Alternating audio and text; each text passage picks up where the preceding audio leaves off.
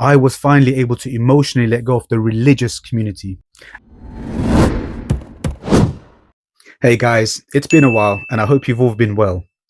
I took a short break from posting content because I could feel the direction I was heading in was slowly becoming unhealthy for me. So I want to briefly share my thoughts on what I think was going on and why.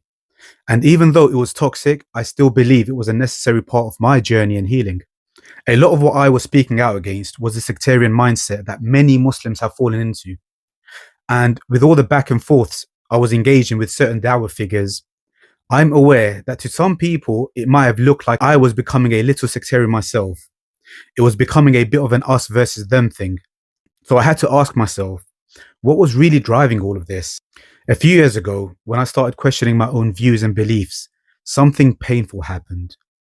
The more my views evolved, the more I felt judged, talked about, and slowly pushed out by the people and spaces that once felt like home to me.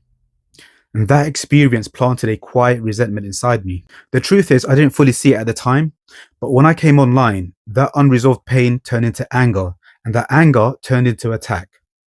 Now, I still stand by my opposition to toxic beliefs and harmful dogma. That hasn't changed.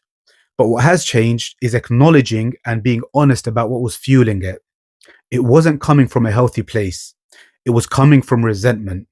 And carrying that weight was becoming exhausting. Stepping away gave me space to reflect, to regulate, and to reconnect with myself.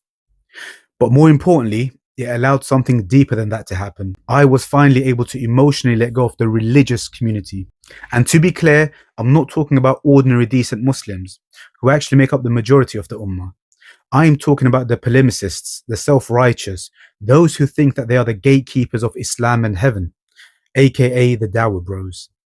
I lived in that world for 20 years, and even though my beliefs had changed, I was still emotionally bound to it, still afraid of judgment, afraid of being cast out, even after it had already happened. And that's what lingering religious trauma looks like. But since taking a step back, alhamdulillah, I feel free to be myself, free to hold views that make sense to me, free to speak without that old fear sitting in my chest. I didn't realize how much I needed that freedom until I finally felt it. So going forward, my focus returns to what this space was always meant to be about: healing and growth, sharing what I've learned through the University of Life, in the hope that it helps others suffer a little less and understand themselves a little more. This will be about deep connections with ourselves, with our loved ones, and with reality. And being connected to reality is especially important because most of our pain actually comes from distorted perceptions of reality. I'll still challenge toxic beliefs and ideas. That's part of the healing journey, but it won't come from a place of resentment and anger anymore. It will come from a place of clarity. Less reaction, more understanding. Less war and more truth, inshallah.